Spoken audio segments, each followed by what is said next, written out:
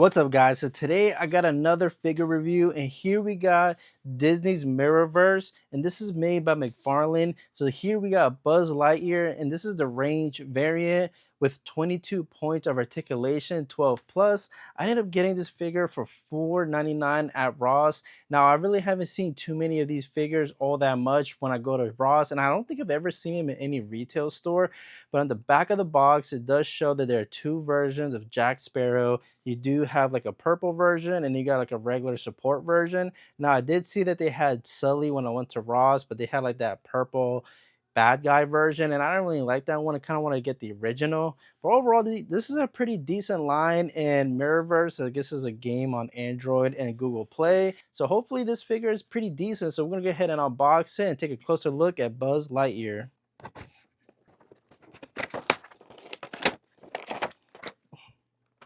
So here we got a tray shot of Buzz Lightyear. So let's go ahead and look into the accessories first.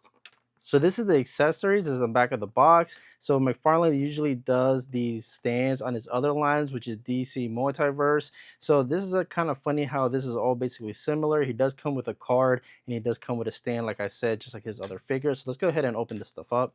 So this is the stand, pretty basic, just like the DC Multiverse figures, just a matte black, pretty basic, but this one has no logos.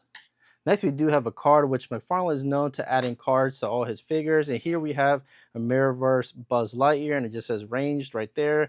And on the back, it does have some specs for this character. Like, I'm not really familiar with the game, so I'm not really sure exactly what this stuff means, but it's still cool to have. Here we have Buzz Lightyear's backpack, or just, wing or jetpack setup. Pretty cool. And it also comes with these wings as well. So all you gotta do is just attach these wings like so. All you gotta do is just push them in, and they insert pretty easily. Pretty nice accessory in my opinion. So let's go ahead and get Buzz out here. So here we got Buzz Lightyear, McFarlane's interpretation from the Mirrorverse game. This character is pretty cool looking, pretty hefty, pretty decent as well.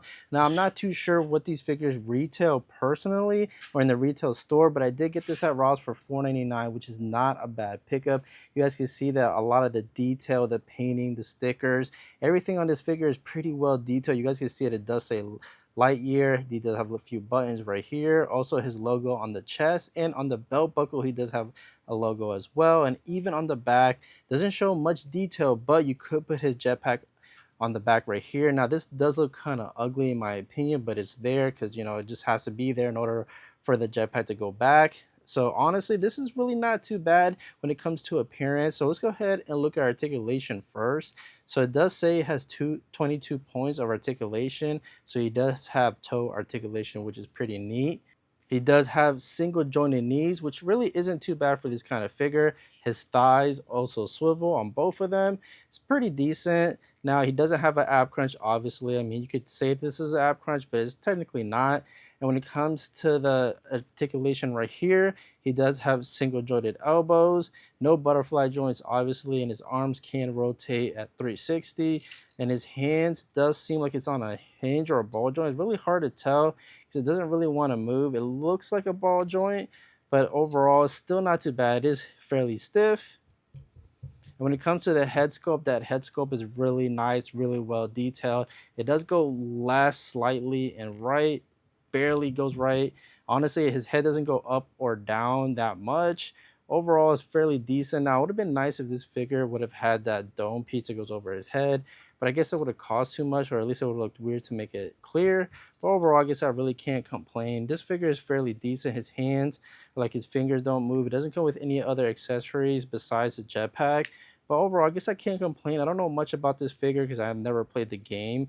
But you guys can see like little details like this. This thing moves forward and back. Not sure exactly why. So let's go ahead and put that jetpack back. So putting on the jetpack is really easy. It does add more detail to the figure because all the missing pieces are put in there. Overall, I really like the detail. There's no painting. There's no really anything crazy about the jetpack. And adding the wings does add a little bit of versatility in my opinion. What does suck that you really can't put him on a flight pose because the stand is only for his feet. He does have the little peg right there. So all you gotta do is really just insert it on there. Pretty quite easy in my opinion. There you go. I mean, he stands pretty good. Honestly, it is pretty hefty, but overall, really not that bad. When it comes to the iconic look of Buzz Lightyear, even though I never played the game, but this definitely looks like him. I'll definitely give this figure a decent 8 out of 10. When it comes to articulation, I definitely give this a 7 out of 10 because he does move pretty stiff and kind of loose in some joints.